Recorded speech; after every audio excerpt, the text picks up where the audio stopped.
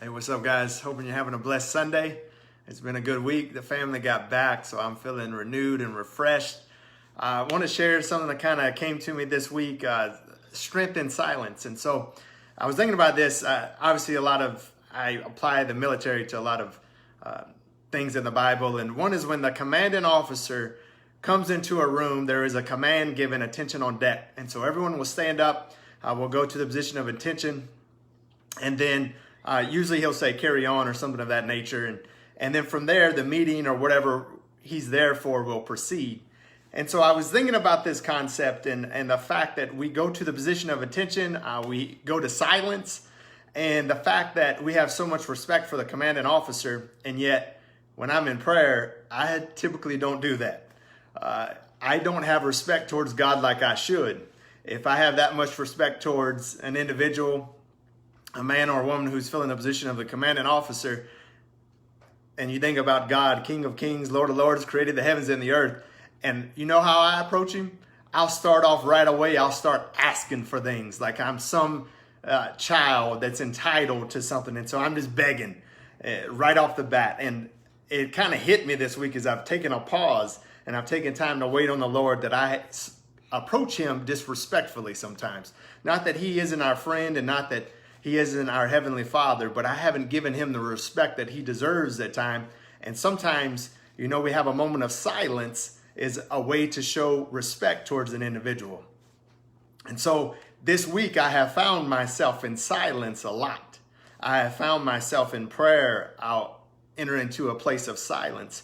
And through that, I learned this a couple years ago, and I haven't done very well at applying it, but there is strength in going into silence, because then you can hear. You can't hear if you're talking the whole time, especially in prayer. If you're just talking in prayer, you never give God an opportunity to respond to you. And so what we find is in meetings, the CEO, he'll give his opening remarks, and then as information is being presented to him or her, they'll provide feedback. And so I have found, and I'm trying to apply that in my prayer life, is God may give some feedback back to the prayer life. And I'm not saying an audible voice. I'm just saying you can get sensitivity and you can start getting guidance and direction, and you can kind of feel almost what the priorities of God are. I know that sounds a little strange, but you begin to understand how you fit in the big picture. And so I have found that there is strength in silence. There's strength in listening. There's strength in hearing what God's trying to say to us. And what I found this week is I found that there is a blessing. I have blessings in my life that he has given me. And he kind of reminded me of those during my periods of silence this week. He's reminded me of where I get to live at and where I work at and the individuals that I get to work with. And so I've been able to see the blessings in my life this week during those periods of silence. And I've also, you can get to where you're so busy doing things for God that it feels like a burden. And this week, during those moments of silence, he reminded me the joy of serving him, the joy of living for him. And it was during those moments where I took a pause, and it was during those moments of silence that he was able to speak to me about those things. And that's what I heard this week. And so I just wanted to share that with you. I don't know if that'll help anybody, but there's a place and a time just to pause and to be quiet and to let God speak, let him kind of move in a certain way towards you and help guide you and direct you.